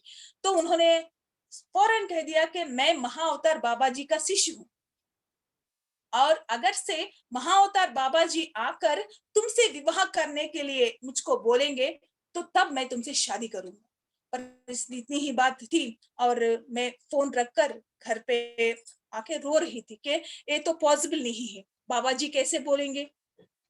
कैसे वो मुझको उस इंसान से विवाह करने के लिए कहेंगे? और रात में बहुत रोई थी मैं, रो के ध्यान में बैठ गई थी। और उसके बाद मुझको सप्तऋषि मंडल में एक अद्भुत जगह मुझको दिखाया। सप्तऋषि सभी बैठे हुए थे और बीच में जो प्रथम गुरु होते हैं, वे बैठे हुए थे एक आसन पर। वे उनका चेहरा ऐसा था कि एक तरफ तो रवींद्रनाथ ठाकुर जी जैसे लगते थे और दूसरी तरफ जो होते हैं, बाएँ तरफ वे अपने पत्री सर जैसे लग रहे थे। मैं जाके खड़ी हो गई और उनसे विनयपूर्वक से कहा, मेरे में इतनी क्षमता नहीं है और मैं लड़ नहीं पाऊँगी, मेरी शक्ति नहीं, अब जो भी आएगा उसी से मैं विवाह कर लूँगी। सज्जन पुरुष, आप जो भी फैसला करेंगे मुझको मंज़ूर होगा, कहकर मैं रो रही थी। तब उन्होंने जो गुरु थे, उन्होंने कहा, "ए लड़की", उन्होंने हिंदी में ही मुझसे कहा था कि "ए लड़की, तुम्हारे जीवन में जो भी होगा फैसला वो हमारा होगा, तुम्हारा नहीं।" बस इतना कहकर वे उजागर हो गए थे, वे अदृश्य हो गए थे। उसी समय हुआ ये था कि उसी रात को मेरे शौहर जो एक हिंदू पर्सन है, मैं एक मुस्लिम लड़की हूँ, वो एक हिंदू पर्सन थे, उनके स्वप्न में महाअवतार बाबा जी आ गए थे। और हिमालय में उनके उनके जो भौतिक स्थिति को उन्होंने ऊंचा करके उनकी ऊर्जा बढ़ाकर सूक्ष्म शरीर को उन्होंने स्वप्न के दौरान हिमालयास में उनको लेके गए थे। और उसके बाद हुआ ये कि उन्होंने और उनके दोस्त भी थे भानु प्रकाश, उन दोनों को अपने पास बुलाया और महाअवतार बाबा जी ने मेरे जो हस्बैंड है, जो उनका उनके गुरु थे, उन्होंने कहा, देखो तुम मेरे शिष्य हो, आज से नहीं, लगभग कई जन्मों से तुम मेरे शिष्य हो। सो एक बार फिर इस जन्म में भी मैं तुमको अपना शिष्य बनाऊँगा। अपनी हाथ दिखाओ, कहकर रुद्राक्ष माला से उनके हाथ में बाँध दिया और कहा कि तुमको मैं दीक्षा दे रहा हूँ। आज के बाद तुम्हारी हर एक अच्छी जो होते हैं, मैं तुम लोगों को देखूँगा। जाओ, तुम उस लड़की से विवाह कर लो। और तुम आने वाले दिनों में बहुत सारे अद्भुत क्रियाएँ उस लड़की के द्वारा तुम लोगों के द्वारा मैं कराने वाला हूँ। तो उस लड़की को तुम विवाह कर लो। और उसके बाद हुआ ये कि उनका स्वप्न से बाहर आ गए और मॉर्निंग मुझको फ़ोन कर दिया और कहा कि ये तो अद्भुत विषय है। इतने वर्षों से वे भी 2016 में मेडिटेशन में आए थे। एक्चुअली उनका गाँव दूसरा था। वे गुंटूर डिस्ट्रिक्ट के रहने वाले थे, रेपल्ले, और हम विजयवाड़ा में रहने वाले थे। एक प्रोग्राम में जो ट्रैकिंग के दौरान हम मिले थे और उन्होंने फ़ोन करके बताया कि महाअवतार बाबा जी ने मुझको दर्शन दे दिया और कहा कि तुमसे विवाह कर लो। अब उसके बाद उन्होंने किया क्या था, जाके हमारे मुस्लिम जो बड़े होते हैं उनसे जाकर अपना नाम, पता, आधार कार्ड, रेशन कार्ड सभी बदली कर लिया। और इतना ही नहीं, वो जो मुस्लिम्स के जो बचपन में होता है खतना, उसको भी उन्होंने करा लिया। और उसके बाद उन्होंने अपने पेरेंट्स से बताया कि मैं इस लड़की से विवाह करना चाहता हूँ, एक मुस्लिम है, तो उन्होंने इनकार नहीं किया। खुशी राज़ी से वे हमारे घर आ गए और एंगेजमेंट कर दिया। एक पौर्णमी के दिन, फ्राइडे के दिन हमारा विवाह और जो रिसेप्शन था सैटरडे, बहुत ग्रैंड से हुआ था। बहुत सारे बंधुजन आए थे, मेडिटेटर्स, ऐसे कई बहुत सारे लोग आकर हमारे विवाह में उपस्थित हुए। बस ये सभी भी जो आज जो इस स्थिति में हूँ, पहले तो मेरे शौहर को इतनी स्थिति नहीं थी, क्योंकि उनका एक सी फूड का बिजनेस था, 3 भाई थे और झगड़ा करके वे आ गए थे और उसके दौरान अपने स्वशक्ति थे वो जी रहे थे। जब हमारा विवाह हुआ था, उनका अमाउंट भी इतना नहीं था, 2 लाख लेके आकर उन्होंने खर्च करके हमारे जो विवाह में थे वो पैसे उन्होंने यूज किया और हमारी शादी हुई। सिर्फ 8,000 सैलरी था उनका और उसके बाद बाबा जी के जो कहने पर उन्होंने कहा कि आज से मैं तुम्हारे लोगों का पालन पोषण करूंगा। और उसके बाद जो उन्होंने ऐसा हुआ था कि एक छोटे से एग्जीक्यूटिव थे एक मार्केट में, एक ऑफिस में। उसके बाद दूसरे ही साल हुआ ये था कि वे मार्केटिंग मैनेजर हो गए और उनका जो पेमेंट थी, इंक्रीमेंट बढ़ गई थी और ऑफिस वालों ने हमको कार दे दिया था। और इतना ही नहीं, हम लोगों ने महाअवतार बाबा जी का जन्मदिन का उत्सव भी हमने मनाया। बाबा जी का जन्म नवंबर 30 को था। हर साल हम लोग, जब से हमारा विवाह हुआ है, तब से छोटे-छोटे से हम लोग बाबा जी का प्रोग्राम करते थे। और इतना ही नहीं, हम लोगों ने एक ट्रस्ट भी स्टार्ट किया था। हिमालय अमर गुरु आर्या श्री महाअवतार बाबा जी ट्रस्ट। इस ट्रस्ट के दौरान हम कई गरीबों को अन्नदान करते हैं, वस्त्रदान करते हैं, गरीब बच्चों को विवाह करवाते हैं।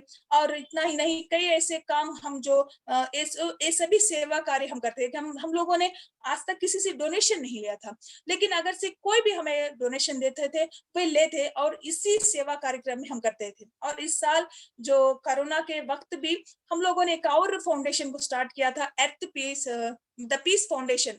और उसके बाद हमने पत्री सर से मिलकर कहा कि एक अद्भुत एक पीस फाउंडेशन हमने स्टार्ट किया। तो पत्री सर ने कहा पीस जो है वो एर्थ को चाहिए, तो आज से इसका नाम हो गया एर्थ पीस फाउंडेशन। और इसके दौरान अभी जो वर्क चल रहा है वेजिटेरियन के लिए, ये जो यंग एज लड़के लड़कियां होते हैं उनको ध्यान सिखाने के लिए ऐसे अद्भुत कार्य होता रहता है। ये सभी जो आज ये स्थिति है, ये सभी महाअवतार बाबा जी के कृपासी है। सो एक 5 मिनट्स हम ध्यान करेंगे और उसके बाद कोई मुझसे प्रश्न करे या फिर बात करे चाहे तो हम बात करेंगे। मैडम, सबसे पहले हम भाई साहब से भी मिलना चाहेंगे, उनका भी चेहरा देखेंगे। जरूर जरूर। आप उनका एक ओमकार हम सुनेंगे और उसके बाद 3 बार ओमकार वो कहेंगे और उसके बाद उनके कहने के बाद आप ओमकार कीजिए। अमन सर। अमन जी को बुलाइए।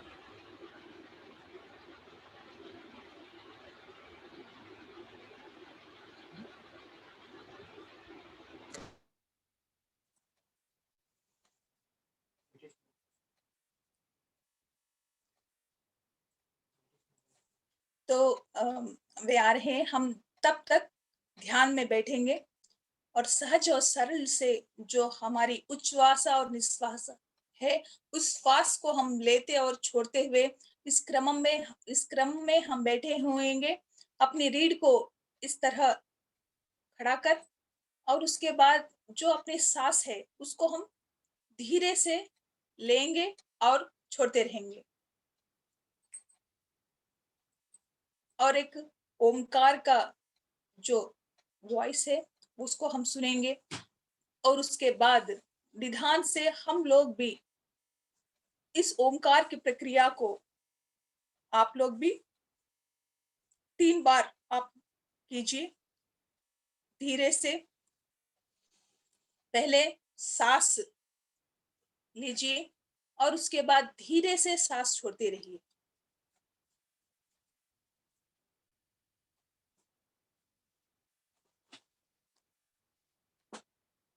पूरी तरह के अवेयरनेस से हम इस साधना को करेंगे। एक उन्नत ऊर्जा को हम प्राप्त करेंगे। भौतिक शरीर के ये जो माया है उसको हम छेद करके हम उस ऊंचे पद पर हम पहुंचेंगे। एक उन्नत स्थाई को हम प्राप्त करेंगे। और अब अमन सर आ गए हैं।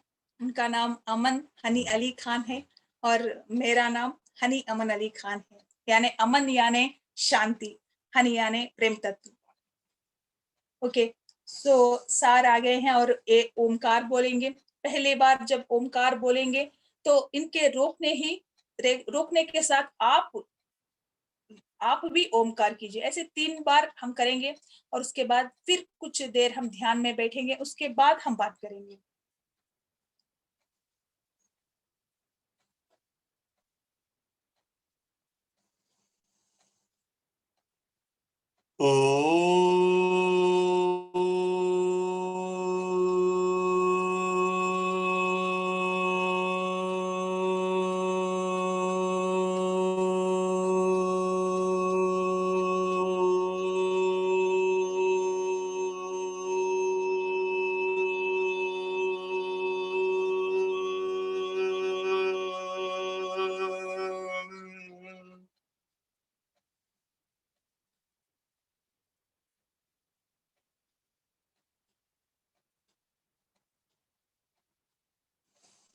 फिर सांस लेकर फिर ओमकार को हम बोलेंगे। ओमकार को बोलते हुए हम उस श्वास को छोड़ देंगे।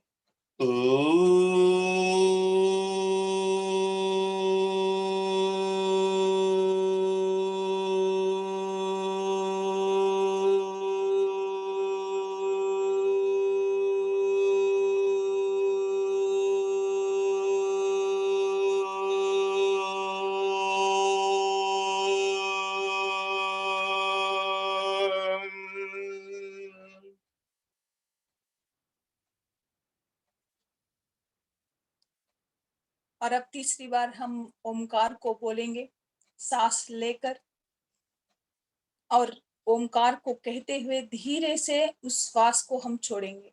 सांस की इस प्रक्रिया को हम बांधे रखेंगे और ओमकार हम उच्चारण करेंगे।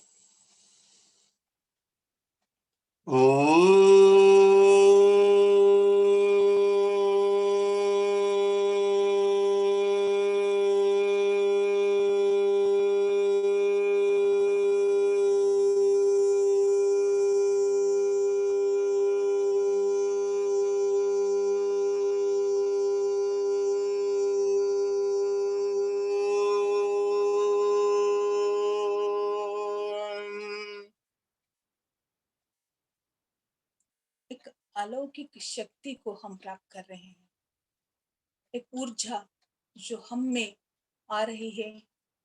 ये उस परमात्मा की अनंत कोटि जो चैतन्य है, उसको हम प्राप्त कर रहे हैं। हमारे गत जन्म का सार है, इस जन्म में हम ध्यान कर रहे हैं। न जाने कई करोड़ लोग इस ध्यान पर जाने हुए ही इस जमीन पर आ रहे हैं और चले जा रहे हैं, लेकिन हमें एक अद्भुत गुरु से हमको हमारा परिचय हुआ। वे हैं ब्रह्मर्षि सुभाष पत्री जी महाराज, जो इतने प्यारे और इतने आदर्श प्राय है कि इतनी मोहब्बत वो हमसे करते हैं कि हमारे अज्ञान को उन्होंने दूर कर दिया, और जो हमारे जन्म जन्मांतर में जो अंधेरा फैला हुआ था, जो अज्ञान हम में फैला हुआ था, उसको दूर करने के लिए एक डंडा हमको दे दिया और कहते हैं कि तुम्हारा गुरु मैं नहीं हूँ, तुम्हारा श्वास ही तो तुम्हारा गुरु है। उस गुरु को पकड़ो और तुम उसके दौरान अपनी मुक्ति का मार्ग तुम ढूंढ लो, और इस दौरान जो तुम सीखते हो उसके बारे में सभी लोगों के बताओ कि वे भी मुक्ति के मार्ग में चले जाए।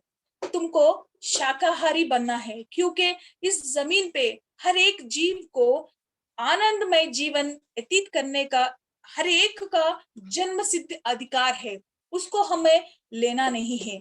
जो चैतन्य हम में है, उस जीव में ही वही चैतन्य है।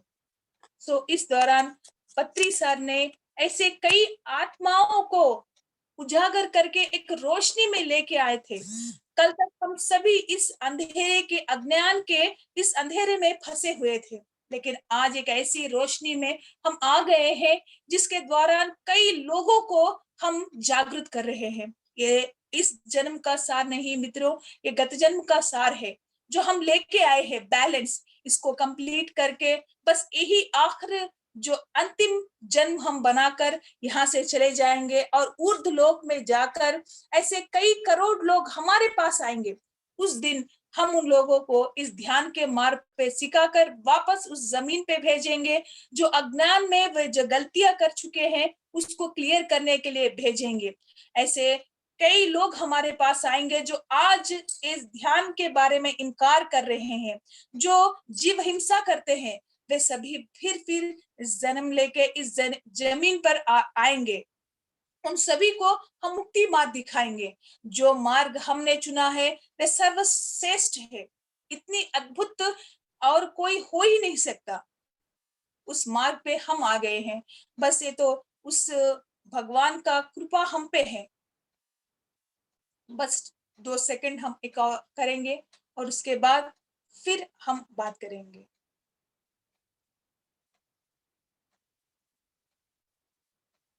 हर एक इंसान में वो मनमोहन है, वो कृष्ण है, वही जीसस है, वही अल्लाह है, वही ईश्वर है, वही राम है, वही रहीम है, वही सब कुछ है। हम में भी वही राम है, वही यीशु है, वही मोहम्मद है, वही अल्लाह है।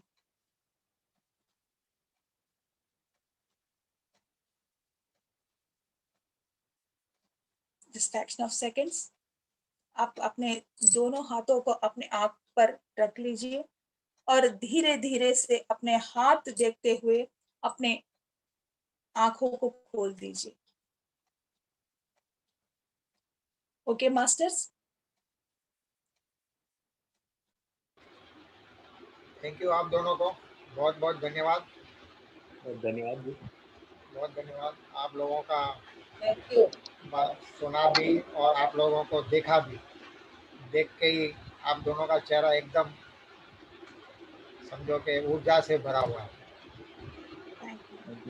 और आप थैंक यू। ऐसा लगता है कि आप बाबा जी के बारे में आपसे जितना सुने हमको उतना कम ही लगा। शायद और भी कुछ होगा, वो कभी और हम आपको बुलाएंगे और आपसे सुनेंगे बाबा जी के बारे में। जितना जितना आपने सुना इतना खाली हमने कभी सुना भी नहीं था बाबा जी के बारे में। बस बाबा जी हैं, बाबा जी हैं, बाबा जी का फोटो देखा है, कभी उनके सुना नहीं था। तो आज सुन भी लिया, क्या है कैसे हैं सब सुन भी लिया। और भी आपको हम लोग थोड़ी तकलीफ देंगे, जैसे कि हमको बाबा जी के बारे में और भी कुछ मालूम पड़े। तो उसके लिए आप हमें सॉरी आप तैयार रहना पड़ेगा आपको बाबा जी के बारे में हमें शिक्षा देने के लिए। Thank you. किसी को कुछ पूछना है, कुछ डाउट है, क्लियर करना है, अपना संदेह है, अपनी शंका, तो उसका उत्तर आपको मिल जाएगा। मैडम के बारे में खाली हमने थोड़ा ही सुना था कि विजयवाड़ा में एक अच्छे मास्टर हैं, लेकिन इतने नॉलेजेबल है वो आज ही देखा। तो ऐसा रहता तो मैं आपसे मिल गया होता। मैं कभी कभी विजयवाड़ा आते जाते रहता हूँ, मैं 6 महीने में 5 महीने में एक बार। ठीक है, अभी आएंगे तो आपसे मिलेंगे। मैं अपने बिजनेस के हिसाब से उधर आता हूँ, जरूर मिलेंगे। जरूर। आप अगर से विजयवाड़ा आ जाए तो हम चैट बॉक्स में हमारा नंबर छोड़ेंगे, तभी आपको नंबर है ना, नंबर है ना तो लीना के पास, लीना के पास नंबर है ना। हाँ हाँ। लीना, तो लीना मेरी वाइफ ही है। अच्छा, हाँ। Thank you so much. Thank you ma'am. किसी को कुछ पूछना है, हम लोग पूछेंगे भी क्या बाबा जी के बारे में, किसी को कुछ मालूम ही नहीं तो क्या पूछेंगे। आप ही बताना पड़ेगा आगे आगे आगे आगे बाबा जी के बारे में। Thank you so much. हमको इतना अद्भुत जो इस प्लेटफॉर्म को, हाँ, प्लेटफॉर्म पर हमको बुलाया और आप सभी लोगों से भेंट करने का, आपसे बात करने का इतना अद्भुत मौका हमको दिया। हसीना ने भी इतना वर्क किया और लीना मैडम ने भी किया, और आपने भी जो फ्लेयर आपने बनाया था बहुत अच्छा मुझको पसंद आ गया, क्योंकि बाबा जी का एक अद्भुत चित्र आपने बनाया था, तो मेरा दिल तो बहुत प्रसन्न हो गया था। मेरे शोहर से ही कहा था कि कितने अच्छे हैं बाबा जी इसमें। तो मैं आपको धन्यवाद करना वो चाहूंगी। उसके लिए मैं लीना मैडम को भी। इंटरनेट पे बहुत खोजा कौन सा अच्छा फोटो है, कौन सा अच्छा फोटो है। 10-12 फोटो देखे, फिर यही मेरे को एक अच्छा लगा। मैं बोला हाँ, चलो इसी को ही हम लोग उपयोग करते हैं। Thank you so much. चलिए, थैंक यू। कोई मुझसे बात करना अच्छा चाहे तो अच्छा, अभी एक बात है, आप ही जानते हैं कि अमन साहब भी सब कुछ जानते हैं। मुझको समझ नहीं आया, क्या फिर से आपने बोलिए। बाबा जी के बारे में इतना बोला, तो अमन भी तो किसी बारे में एक्सपर्ट होंगे, उनसे भी हमको हाँ, सुनना है। जी, नेक्स्ट टाइम जरूर आप जरूर। क्लास नहीं लेंगे, अमन जी क्लास लेंगे एक बार। हिंदी में क्लास कर उनको हिंदी नहीं आता, पूरा। हिंदी तो हिंदी तेलुगु नहीं आता है, आता। तो हाँ, इंग्लिश भी तेलुगु तेलुगु चलेगा। आता है। इंग्लिश इंग्लिश इंग्लिश भी थोड़ा थोड़ा थोड़ा थोड़ा। कम आता है। अच्छा, या ठीक है, ओके। ऐसा होगा कि वो तेलुगु में बोलेंगे, उनके जो है मैं हिंदी में एक्सप्लेन कर दूंगी। यस, आप ट्रांसलेट कर लेना ना, तो हमको उनका भी तो कुछ सुनेंगे ना, उनकी हाँ, भी भावनाएं सुनेंगे। या यस श्योर। तो शॉर्टली आपको फ़ोन करेंगे हम जरूर लोग। जरूर। चलो और एक बार फिर से आपको धन्यवाद कि थैंक यू सो आपने मच। हमारे को बहुत अच्छा नॉलेज दिया, सबको अच्छा नॉलेज दिया। Thank you. Thank you so much. Thank you so much for your and Thank you. Thank you. Thank you. Thank you sir, thank you. Thank you. Hari Om. Thank you. Gratitude. Very nice session. Assalamu alaikum. वालेकुम सलाम। सलाम thank you. वालेकुम। Thank you so much ma'am. मैं एक question पूछना चाहती हूँ। मैंने जरूर। एक्चुअली मैंने एक्चुअली नेट पे पढ़ा था कि कहते हैं कि ये कुमार स्वामी जो है वो मतलब बाबा जी कुमार स्वामी का रूप ही है, कोई अवतार है ऐसा? क्योंकि वो जो एक मंदिर है कुमार स्वामी का, उधर जो विग्रह है और वो जो बाबा जी का मतलब वो एकदम ऐसा थोड़ा रिसेम्बल करता है। बहुत सारे लोगों ने देखा था उधर वो मंदिर में जो विग्रह है और वो बाबा जी को, ऐसा कुछ है क्या रिसेम्बलेंस? नहीं, ऐसा कोई भी बाबा जी का ऐसा कोई भी विग्रह नहीं आज तक बना, क्योंकि बाबा जी लाइव में है। उनका कोई विग्रह आज तक नहीं बना, उनका कोई मंदिर नहीं है, क्योंकि वे अभी हिमालय में उपस्थित है। कई लोगों को बाबा जी ने सूक्ष्म रूप से उनको दर्शन दिया था। तो जो कुमार स्वामी का जो मंदिर है, वे ये जो श्रीलंका में है, हाँ, श्रीलंका में एक नहीं नहीं, मंदिर है। बाबा जी का विग्रह नहीं, वो कुमार स्वामी का जो विग्रह है और बाबा जी साक्षात मतलब उनका जो फेस है वो उसमें रिसेम्बलेंस है, वो विग्रह में और बाबा जी के फेस, नहीं ऐसा नहीं नहीं? नहीं नहीं नहीं, ऐसा ऐसा कोई नहीं, ऐसा कोई भी अभी तक नहीं बना है कि बाबा जी और कुमार स्वामी का जो रूप है एक ही जैसा दिखे। अच्छा, मैंने बहुत टाइम पहले पढ़ा था वो किधर, ऐसा बोलते थे कि बाबा जी और कुमार स्वामी मतलब वो उनके अवतार के जैसा है, नहीं?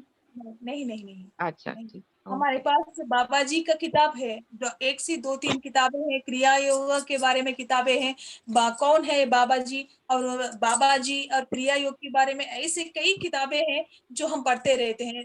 कहीं पर भी आज तक ये बात जो आप अभी बताया था, ये कहीं पर भी हमने सुना नहीं था।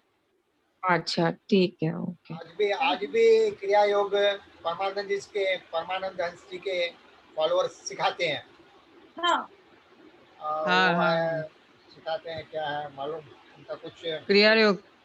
Hello. क्रिया योग नहीं, हाँ, आनंद आनंद ऐसा कुछ नाम है उनका। नहीं नहीं नहीं, अभी जो सेल्फ रियलाइजेशन जो है परमहंस योगानंदा जो जिन्होंने अमेरिका में कैलिफोर्निया में किया था, अभी रांची में भी चल रहा है। वे अभी भी ये क्रिया योग का जो दीक्षा है वो दे रहे हैं। इधर चेन्नई में भी योगदा चलता है, चेन्नई। योगदा चल रहे हैं। ये जो योगदा सत्संग सोसाइटी है ना, हाँ, वे लोग, योगदास सोसाइटी।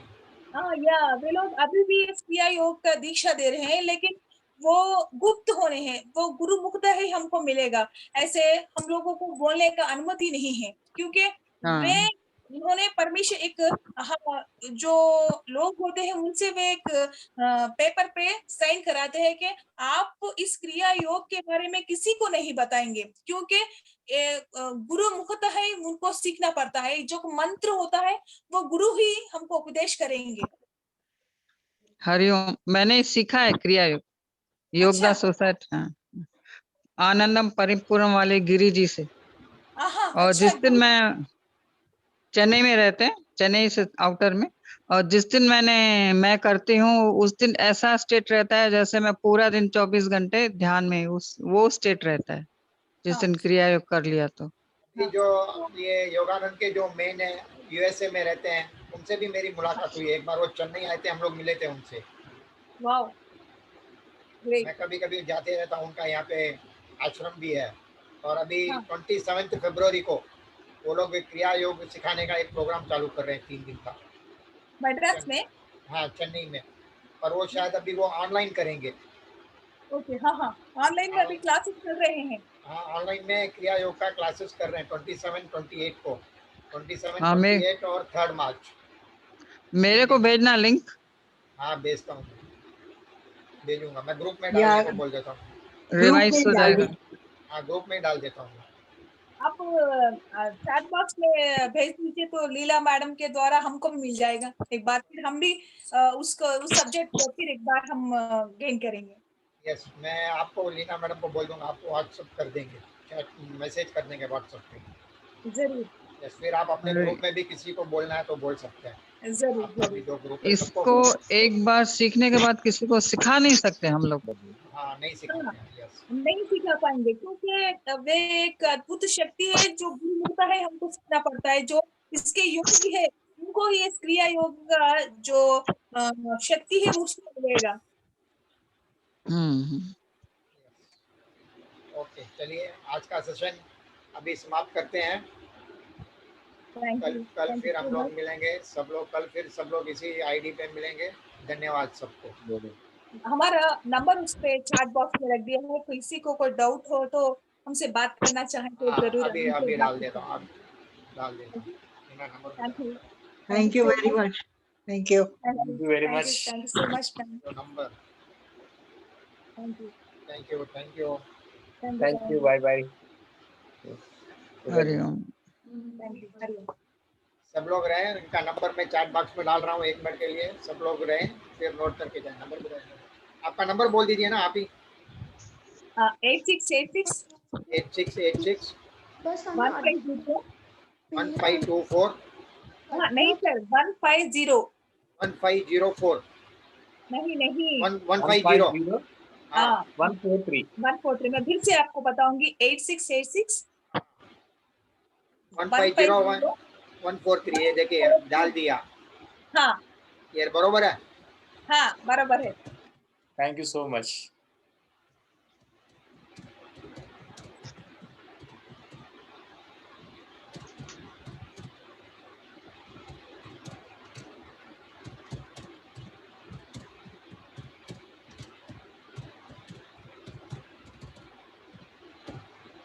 जल्दी जल्दी मैं लिख रहा हूँ, हो सकता है स्पेलिंग मिस्टेक हो गए। Sorry for that. Thank you. Thank you so much. कोई बात नहीं, ये तो चलता ही रहता है। तो थैंक यू सो मच। हमको For great opportunity. Thank you so much, sir. Thank you, thank you, Thank you, ma'am. Thank you. Thank you. Bye bye. Bye. Thank you. Thank you very much.